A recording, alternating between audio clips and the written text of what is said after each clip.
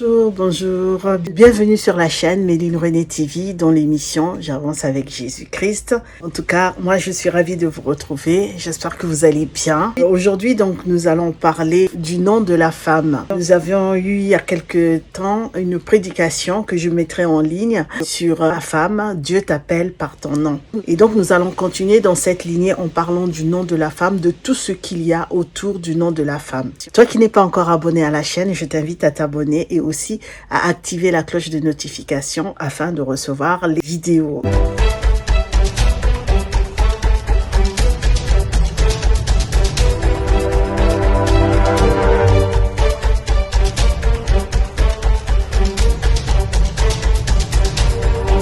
Titre de notre message, ce sont les femmes bibliques et la question du nom, mémoire et avenir. Donc, le premier point, c'est le nom comme mémoire, des femmes qui laissent des traces. Dans la Bible, certaines femmes sont nommées et deviennent des figures emblématiques dont l'histoire traverse les siècles. Leur nom portent la mémoire de leur combat, de leur foi et de leur mission. Dans un premier temps, nous allons parler d'Ève, dont le nom signifie mère de tous les vivants. Elle représente l'origine de l'humanité. Son nom est une mémoire collective, celui de la première femme inscrite dans l'histoire humaine.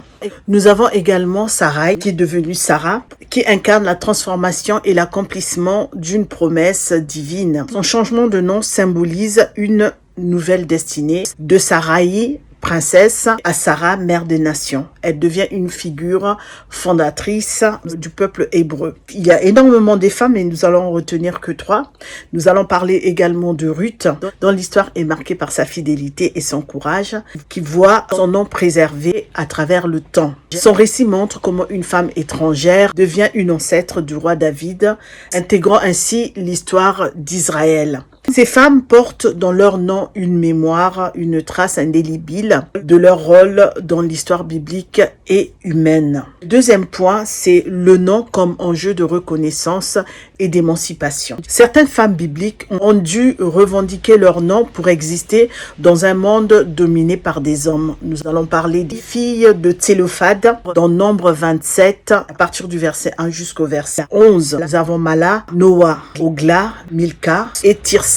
5 sœurs qui, après la mort de leur père, revendiquent leur droit à hériter de son nom et de ses biens. Dans une société où seul le fils héritait, elles osent contester la loi et obtiennent gain de cause après avoir plaidé leur cause devant Moïse. Cet épisode est l'un des premiers exemples d'une reconnaissance juridique des droits des femmes à leur nom et à leur héritage. Nous allons parler aussi de Tamar, Genèse 38.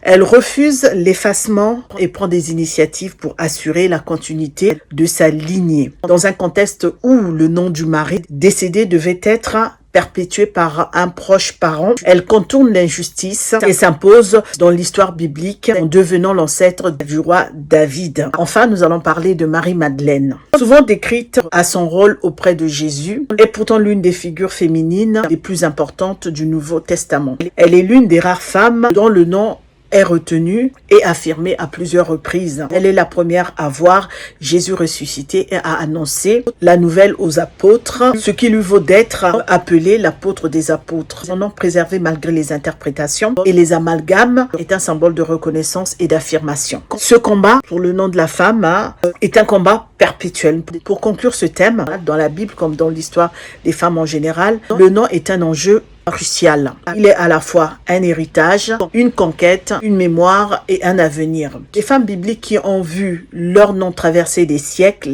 sont celles qui ont su affirmer leur existence dans un monde où elles étaient souvent reléguées à l'ombre des hommes. Leur nom est resté gravé non seulement dans les Écritures, mais aussi dans la culture et la foi de nombreuses générations. Ainsi, le parallèle entre la Bible et notre réflexion moderne sur le nom des femmes montre que cette quête d'identité et de reconnaissance est universelle et intemporelle. Hier comme aujourd'hui, affirmer son nom, c'est affirmer son existence et son rôle dans l'histoire. Nous sommes donc à la fin de cette petite aparté sur le nom de la femme. Donc je vous rappelle simplement que vous qui n'êtes pas encore abonné à cette chaîne, je vous invite à vous abonner et d'activer la cloche de notification. Je vous dis à très bientôt pour une autre série sur le nom de la femme. Je vous dis À bientôt, passez une agréable journée ou une soirée selon l'heure à laquelle vous allez voir. C'était dans Méline René TV, dont j'avance avec Jésus-Christ. Je vous dis au revoir.